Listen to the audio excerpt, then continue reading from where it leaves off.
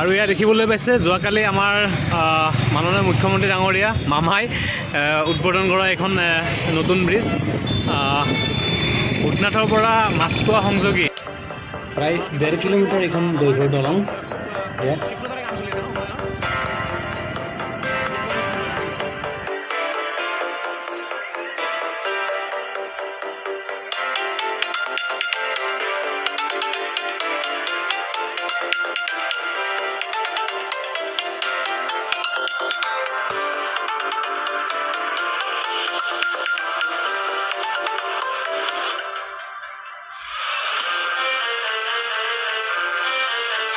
Hello' everyone welcome back to my channel. আৰু যোৱাকালি অসমৰ মুখ্যমন্ত্ৰী ডাঙৰীয়াই উদ্বোধন কৰা এইখন হৈছে নতুন ব্ৰিজ আৰু মই ইয়াতে আহিলোঁ।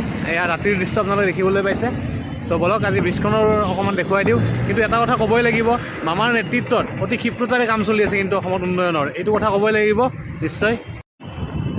এয়া চাওক, মই নতুন ব্ৰিজৰ ওপৰতে খোজকাঢ়ি আহি আছোঁ, ভিডিঅ' বনাই দেখাই আহি আছোঁ। চাওক আপোনালোকে নতুন ব্ৰিজ। ভিউটো খুব ভাল লাগিছে ব্ৰহ্মপুত্ৰ। মই বেগটো অকণমান দেখুৱাই দিছোঁ, ভাল লাগিছে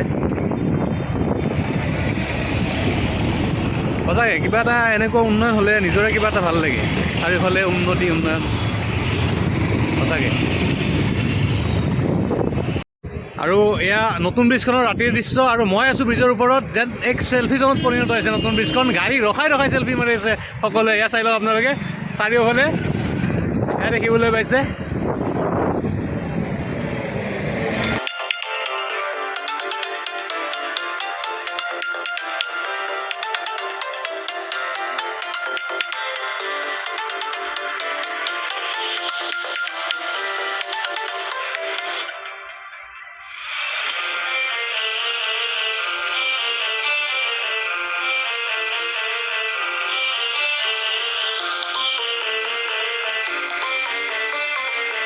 এয়া চাওক ৰাতিৰ দৃশ্য নতুন ব্ৰিজখনৰ। মই আছোঁ একদম ব্ৰিজৰ সমাজৰ ওপৰতে। চাই কি ধুনীয়া এটা দৃশ্য মানে নান্দনিক।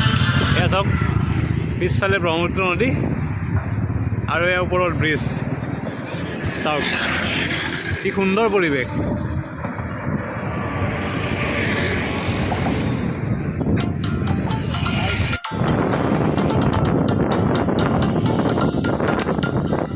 খুব ধুনীয়া বতাহ আহি আছে একদম নদীৰ পৰা।